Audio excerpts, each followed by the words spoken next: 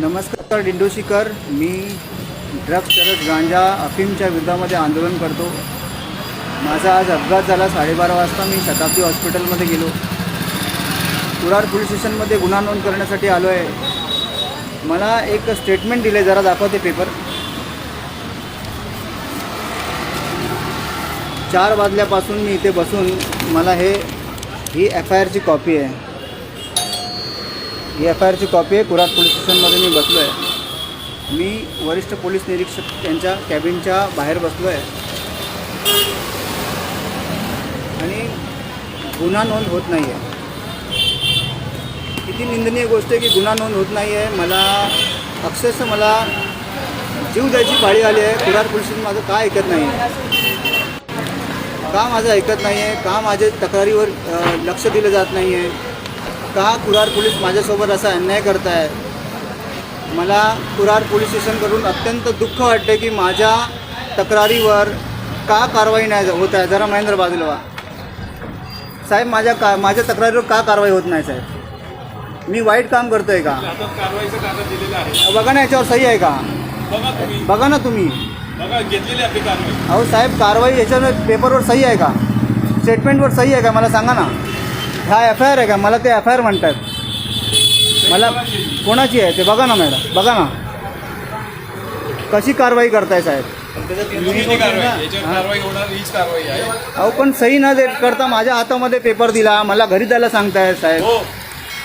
कुठे ठेवणार आपल्याला? काय करताय? मी आज आत्महत्या करणार। आपण निगलिजन्स गाडी ड्रायव्हिंग चालवतो, आपण स्वतः पडलेला आहात। त्याला जबाबदार रेती आहे, त्याला जबाबदार रेती आहे, त्याला जबाबदार रेती आहे। मी सगळं दाखवलंय, मी सर्व दाखवलंय, मी सर्व दाखवलंय। मग करा ना साहेब माझ्यावर गुन्हा, माझ्यावर गुन्हा दाखल साहेब, माझ्यावर गुन्हा दाखल करा ना, माझ्यावर करा ना गुन्हा दाखल। मी जर चुकीचं आहे, हां उत्तम, छान, ठीक आहे, आपण जाऊ शकता।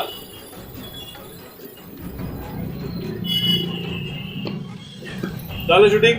मी आज पायरीवर बसू नका, तिथे बसा, आहे जागा फक्त। मी आज अभ्यागत कक्ष आहे आपल्याला बसण्यासाठी। या कुराड पोलीस स्टेशनचे वरिष्ठ पोलीस निरीक्षक माननीय या इकडे बसा, आपल्याला बसण्यासाठी जागा आहे, बसण्यासाठी जागा आहे। या, माझ्यासोबत अन्याय केला आहे आणि मी त्याच्या विरुद्ध मी आताच कुराड पोलीस स्टेशनमध्येच मी बसणार आहे।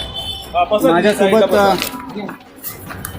वारंवार अन्याय करतायत। मी फक्त ड्रग्स चरस गांजा या विरोधामध्ये आंदोलन केलं आहे, त्याच्यामध्ये माझ्यावर असा अन्याय होतो आहे। मी काय क्रिमिनल आहे का? क्रिमिनल लोकांना वाचवण्याचा प्रयत्न करतायत आणि माझ्यासारख्या व्यक्तीवर एक खोटा पेपर देऊन मला FIRचं नाव सांगतायत। कुठे एक राजकीय दबावामध्ये काय कशा प्रकारची कारवाई आणि कशा प्रकारचं जे काम हे कुराड पोलीस करतात हे या लाईव्हच्या माध्यमाने मी तुम्हाला दाखवतो आहे। मी काय करावं, कोणाकडे जावं, जीव द्यावा का?